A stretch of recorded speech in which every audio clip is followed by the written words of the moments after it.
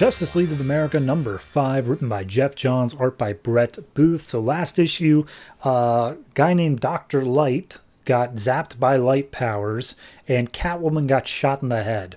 So this issue picks up with Simon Baz, Green Lantern, along with his trainer, Beej the Squirrel. They're now being brought back to Earth and saying, like, yeah, no, you might want to think about joining the JLA because it's a big thing for you. And Amanda Waller's saying she'll clear off all that domestic terrorism stuff.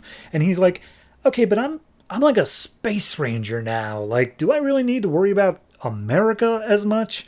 And they basically are saying, like, yeah, you know, maybe not, we'll see. He just wants to get back to normal life. But as they're about to shake hands on it, there's a big boom, and the energy is being drawn out of their rings, and they don't know what's causing it. But we see that it's absolutely, definitely Dr. Light. So then cut back to the secret society of villains after having shot Catwoman.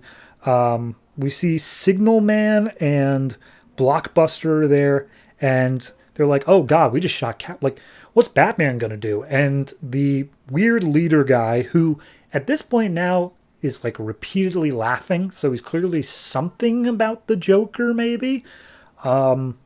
He's saying, like, oh, I'm going to drop her off at his front door. He's definitely going to find out about it. And Signal Man's like, this seems like suicide. Are we part of like a doomsday cult? Like, Batman's going to kill us, right? And Copperhead's like, psh, man, have some faith. Like, this place is awesome. We're going to do cool things.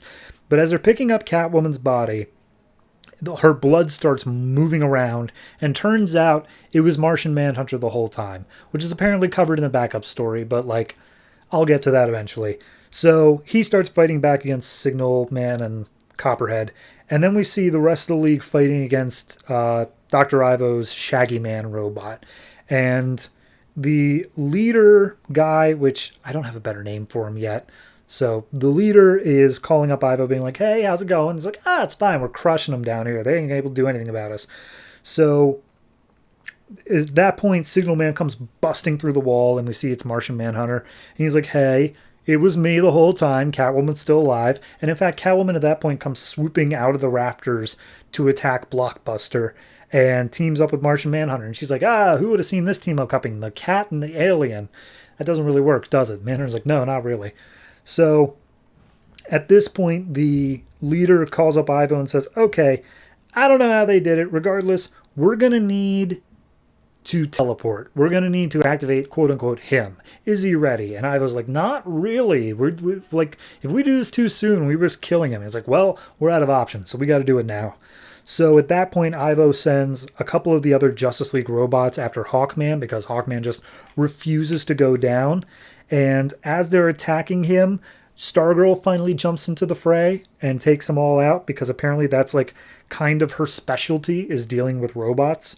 So she gets Hawkman back up to his feet, and he's like, all right, I'm going to go punch out Shaggy Man now. So that fight continues on. We see the entire JLA is going to chase down Ivo, who's making his way to the engine room. And they're like, hey, Stargirl, yeah, we just caught up with Ivo. What are you doing here? And she's like, part of the JLA. I figured I may as well go on at least one mission. So at that point, we see the leader go in and is about to press this big red button hidden inside of a globe. And as he's about to do so, Catwoman pushes Blockbuster through the wall. She comes in afterwards and grabs his hand and says, like, all right, well, stopped you from whatever the big red button was going to be. Now tell me what your name is. And he uses an electrical shock hidden on his palm to take out Catwoman. And then Martian Manhunter comes in and is just like, okay, well, you may be able to not tell her your name, but I can figure it out because I am a mind reader. And he's like, oh, please do. Hop on in there. My mind is an open book. I want you to know what's going on up here. So at that point, it's like 4 different plots all going on at the same time.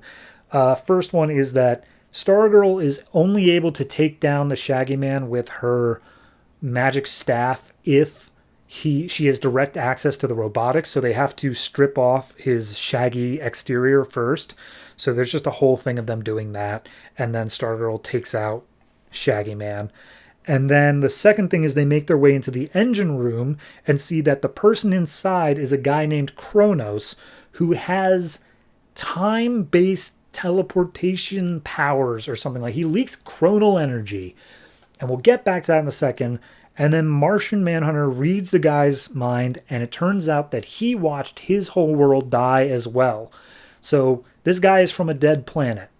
Again, don't know from where. But regardless, Kronos ends up being activated, and the whole reason they use him is that they don't actually teleport the house around. They freeze it in time and space and let the world spin underneath it, so that way they just suddenly pop up. Like, it's all of a sudden just, they enter into the time stream again. And the only way to not be ripped apart by that is to have their little special clubhouse coins, which obviously none of the JLA do, so they're all forced to run out of the house as quickly as possible, whereas the Secret Society gets away. Though they did manage to grab Signal Man, Copperhead, and Kronos and save them before the house disappears in the blast of energy. So, cut back to Argus, Amanda Waller saying, JLA is done. You guys have failed in your mission, and there's no way that you'd ever be ready to fight the Justice League. And Steve Trevor's like, but we managed to save Kronos, and we know so much about them now. And, like, I think that there's the makings of a really good team here. And Waller's like, nah, screw that. We're going to get all new people. And he's like, no, you're going to give us a chance, and we're going to prove you wrong, Waller. We're going to be the best damn heroes you've ever seen.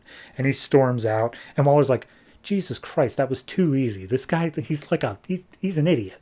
So at that point, apparently they piece together the stained glass window they got from the manor, like the pieces of it, and it forms an image of Pandora's box, which Waller knows intimately well because of the events of Team 7. So then we see the rest of the team is all back together. They're being introduced to Green Lantern, Simon Baz, and they're like, that's not Green Lantern. Who the hell is this guy? If that's Green Lantern, I'm Wonder Woman. And then we finally get the final reveal, which is Dr. Light. And they're like, all right, how's he recovering? And all of a sudden the lights go out and this blinding flash of light comes out of his hospital room. And you see him just glowing inside saying, please help me. And Waller says, oh, we'll help you, Dr. Light, as long as you help us. So this is the first official lead into Trinity War. I don't even know where that's supposed to begin, but it's happening. So Trinity War, that's a thing. I mean, this issue was good. It was fine. It was a lot being thrown out all at once. It didn't really feel like it ended the fight, but I don't think it was supposed to. It was more so of a, no, you got a glimpse behind the scenes. You saw things you weren't supposed to, and now you have a better idea as to what's coming up in the future, but you never actually won the fight. So in that regard, it's fine, but it does definitely feel like this whole book up till this point has kind of just existed for the purpose of Trinity War. And it doesn't feel like it's actually earned its space to exist on its own yet. So we'll see if it gets there. I'll give this one a, I don't know. It's 7 sounds right, but I also just hate giving things 7 because it feels too generic. But it is like a 7. It's not great. The Brett Booth art definitely brings it down in my book, save for a couple of pages where I think it works well. But in a general sense, it's not my vibe. Beyond that, it's kind of just feels like, okay, we're building up to the event. It's not its own story. It's just a prologue to the event.